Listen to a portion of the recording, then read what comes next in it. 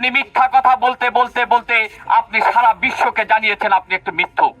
আপনি যে কান্না করেন সেটাকে বিশ্ব মিডিয়া ক্রোকোডাইল টিয়ার হিসাবে চিহ্নিত করেছে। আপনার স্বেচ্ছায় পদত্যাগ করা উচিত ছিল।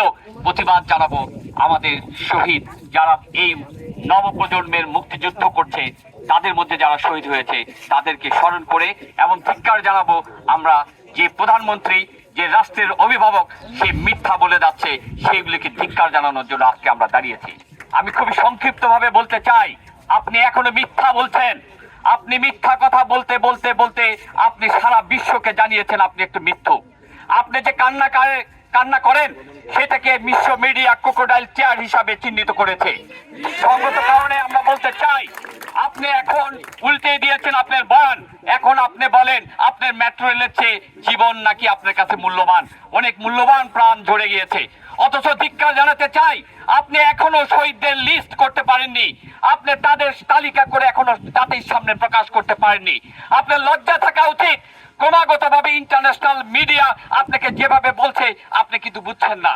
আমরা বক্তব্য সংক্ষিপ্ত করতে চাই, একটা কথাই বলতে চাই, আমরা এখন আর ছাত্র নই। আমরা আমাদের ছাত্ররা আমাদেরকে যে পথ দেখিয়ে দিয়েছে সেই পথে আমরা হাঁটবো। আমরা অভিভাবকরা হাঁটবো, আমরা শিক্ষকরা হাঁটবো, আপামর জনতা হাঁটবো।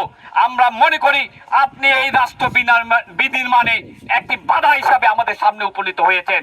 আজকে কয়টা দিন যাচ্ছে আপনার একটুকু অনুশোচনা হচ্ছে না।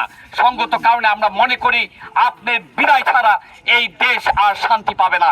সঙ্গত কারণে আমরা আপনাকে বিদায় করে থাকবো যতক্ষণ পর্যন্ত আপনার হুঁশ হবে না।